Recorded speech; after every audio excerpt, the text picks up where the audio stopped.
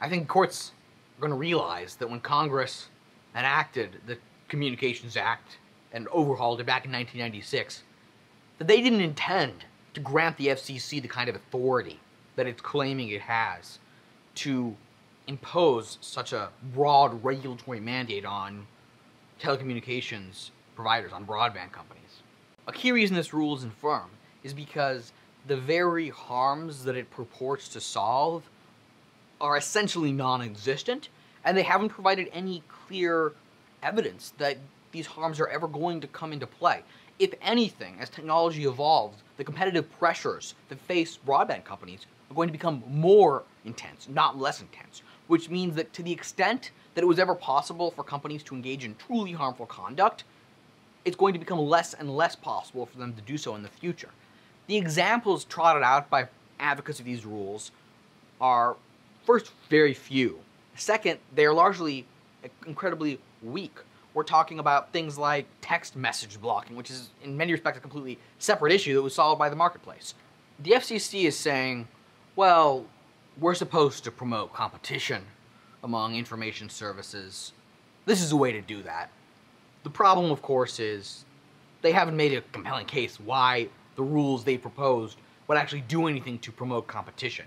They say that what they're doing is promoting open internet rules of the road, except when Congress passed the '96 Telecommunications Act, the rules of the road that it intended to create for the broadband market, which at that time was virtually unheard of, involved a deregulatory approach.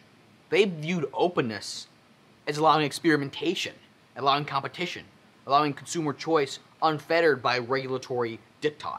So what the FCC is doing right now, in a one real sense, is a reversion back to the pre-'96 era, to the old school method of regulating telecommunications, where we're pretending that this monopoly exists and that market failure is rampant. When, of course, in reality, what we're seeing is innovation, competition, growth, a market that's working fairly well. This is what agencies do.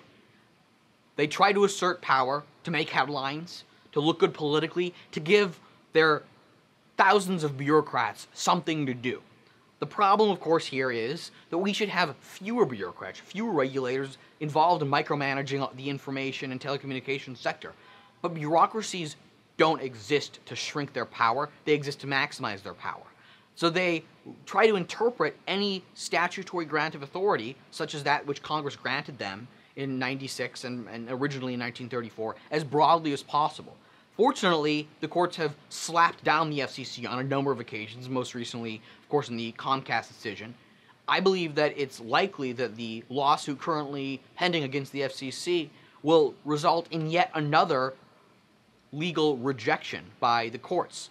A statement to the FCC that its power is not unlimited, that it has finite and specific authority to do things that Congress said it could do, and that anything that it wants to do beyond that is going to have to get permission from our legislators. If this rule goes through, if the notion that the FCC can do whatever it wants to do, and as long as it has some nexus to the broadband world, it's okay, that really puts no meaningful constraints on the agency's authority, which is incredibly troubling to really anyone who cares about the rule of law, whether you come at this from the standpoint of someone on the left or on the right or the libertarian perspective.